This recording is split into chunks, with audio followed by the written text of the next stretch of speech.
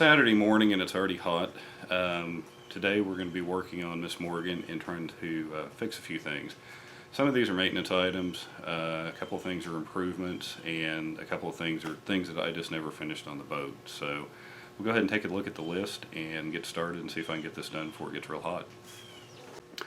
One of the things I never finished because I never could find one that I was happy with is the battery hold down. And as a consequence, the batteries kind of bounced around over the years. I left the wiring harness in the back long. It's really just kind of a big mess, and I finally decided I'm going to make my own hold down. So we'll take a look at how we're going to do that. We're actually going to use some of the blocks that I had left from when I made the little fiberglass blocks for the fuel tank, so I think they'll work out pretty nicely. Here's our parts for the battery hold down. We've got the two fiberglass blocks, which I basically took some 2-ounce chop strand mat, wetted it out, and stuck these down, and then laid a layer of glass over the top of them. And they've held the fuel tank in place for years now, so I'm sure that they'll hold the battery in place. I've got a piece of stainless steel all thread that'll screw down into the coupling nuts, and those of you that didn't see me make these, I took these coupling nuts and welded a washer on the back, then drilled a hole through the fiberglass blocks I made and epoxied these in place. So as long as they're in tension, they're trying to pull that washer through, which shouldn't happen as long as the weld doesn't break, and I don't think that's going to be an issue. This piece here we're going to cut down, and I've never used it. We're going to put Plasti Dip on it and then some rubber on it, and it will actually become the hold down bar that holds the battery in place. So we'll cut it down, drill a couple holes to receive the stainless steel rod, and then probably put some wing nuts on it to make it easier to get in and out. And basically, if this battery was, or if this paper's battery, it'd go like that, and you'll have a terminal on each end. So I think that'll work out pretty nice. I am going to leave the battery box in place in case the battery leaks. It just makes a nice place to contain the battery acid, and I did have one boil over one time, and I was glad I had it. So next up on the list are hold downs. I have always used these hold downs, tie down straps. It's not a good solution. They get loose, the boat bounces around. So when I built the swim platforms, I put a hole in them right here with the idea that I would put a tie down going down to the bottom, and that's what we're going to do. I'll show you the product we're going to use. I usually don't buy a lot of stuff from Bass Pro Shop. Seems like it always ends up being really expensive, but I wanted to hurry up and get this done because I'm fixing to go to the lake in a few days, and they had these in stock. They're about 50 bucks a piece, but they're pretty cool. There's some other brands out there. I'm sure if I shopped around I probably could have found something else, but like I said, it's kind of a last minute deal. So these are actually ratchet straps.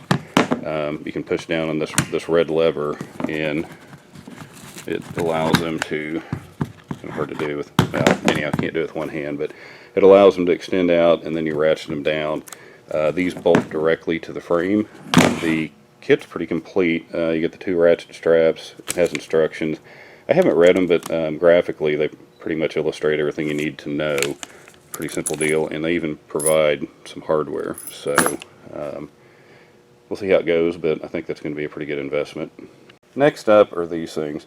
I glued a bunch of these under the bow to hold up the wires, and over the years they've slowly fell off, and I think the plastic just expands and contracts at a different rate than the fiberglass, and ultimately they come off because this is an epoxy, and I'd sanded the fiberglass and prepared it, so I'm not really sure why they keep coming off. But we're going to go ahead and completely replace these. We're going to build our own out of fiberglass.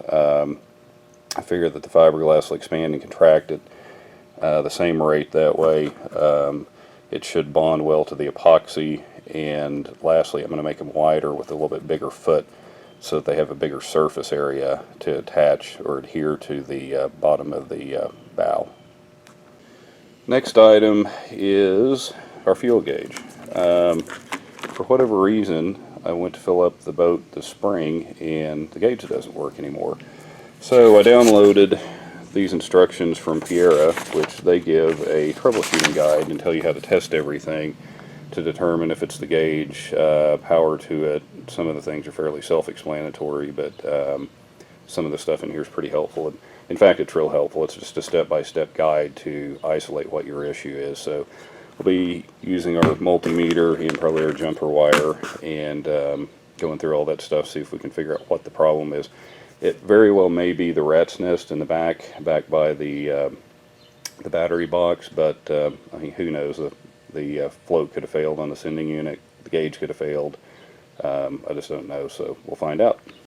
Speaking of the swim platform, this is something that I'm going to work on again, and I'm going to go ahead and glue this back together. It comes glued again right here, and I think these back screws that I've got in here, I just need to slot them better and probably leave them looser. I'm thinking about seeing if I can find a plastic flat washer to put underneath of them to allow this to expand and contract more, because I think that's essentially what's happening. When the wood dries up, it tries to contract, and the stainless steel won't let it. It's tropical wood, has a lot of oil in it. I've used Type Bond 2 or 3, I can't remember on it. I think it's Type Bond 3, and which is supposed to bond well. Cleaned the joints with acetone, sanded them, did everything, and it seems like every couple of years I end up having to do this, so we'll go ahead and give this another shot. The other thing is I'm going to slot the holes some more and see if that helps out.